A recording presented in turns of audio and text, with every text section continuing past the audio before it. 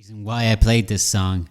For my regular series of podcast interviews, I recorded a conversation with Italian painter-photographer Fabio Torre.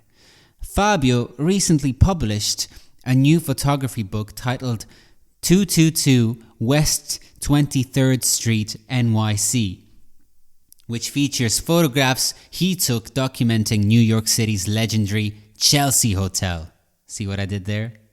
For those of you who do not know, the Chelsea Hotel was a legendary and iconic New York City building, establishment, hotel kind of, residence that was home to many writers, musicians, artists, and actors.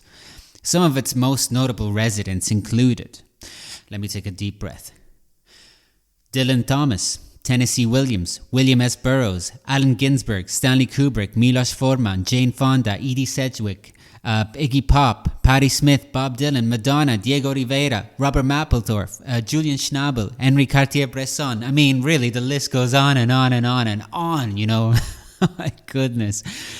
So here's a clip from my conversation with Fabio Torre that I recorded from a regular series of podcast interviews that's called Matt's Art Chat, where he talks about his recently published photography book about the Chelsea Hotel and just about taking photographs of places that were inhabited by all of these great people who, for one reason or another, are no longer there.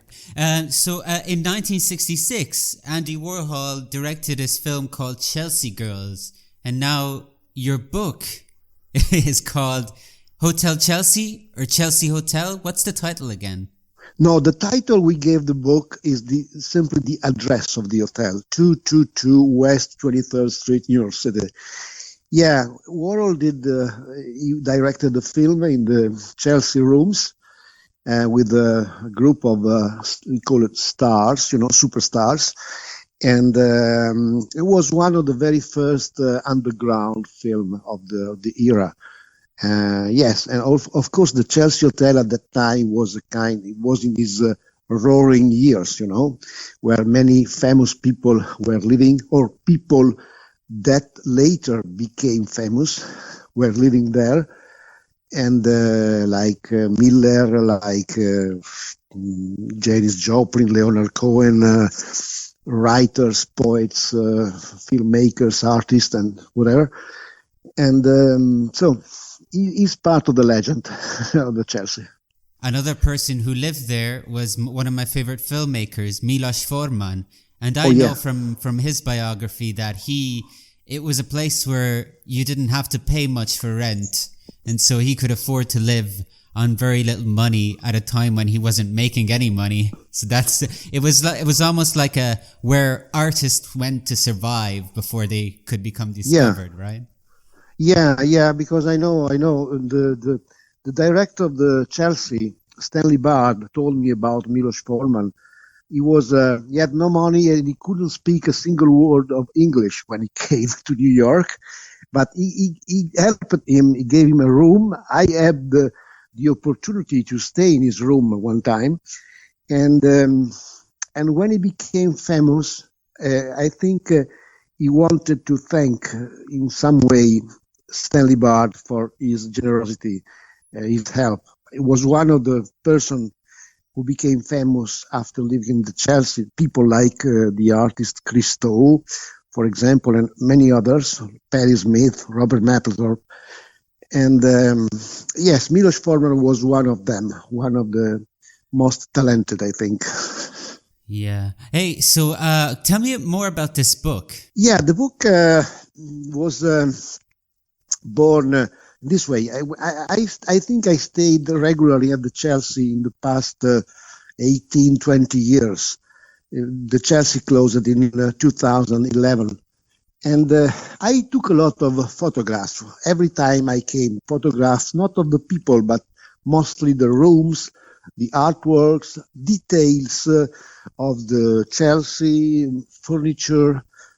And then when the hotel closed, nearly 10 years ago, looking back at this work, I realized that probably I photographed the end of the place, the death of the place. So I decided to put the photographs together and to publish this book that unlike other books about the Chelsea Hotel, where mostly people are represented, famous people, or even rooms, huge rooms with a lot of luxury, not visible to the public because they were private apartments, I decided to publish this book where you can, I think, feel this strange atmosphere of the place.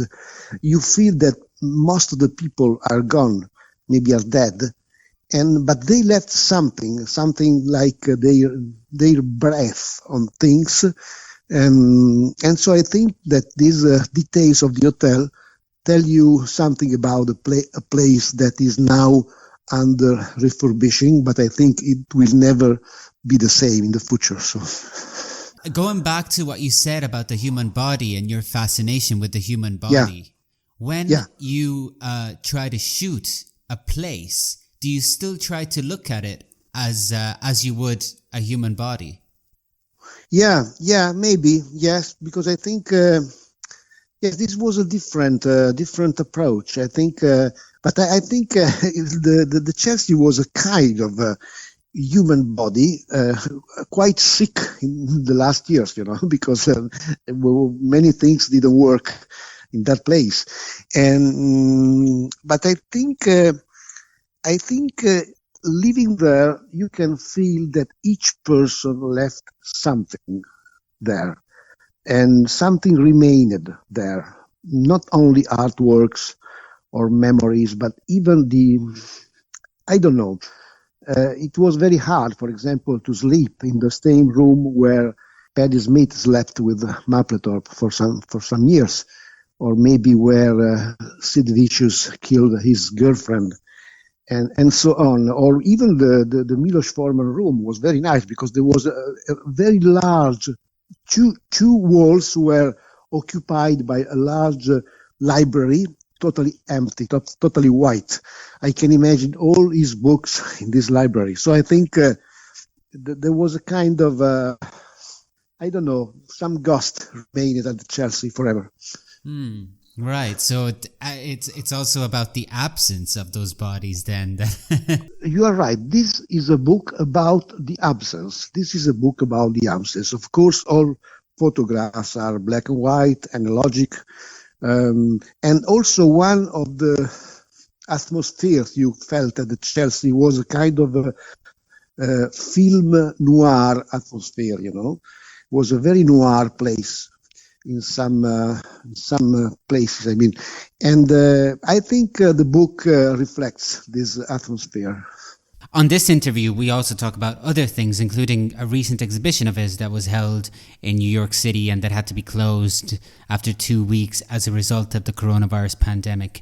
And art in general, his beginnings, his work with painting. He considers himself a painter primarily and a photographer secondarily. So there's a lot, we talk about a lot. I mean, it's an over half an hour conversation that I urge you all to check out. And if you would be interested in checking it out, to listen to the full conversation, all you have to do is search Matt's Art Chat on YouTube, Spotify and Podbean.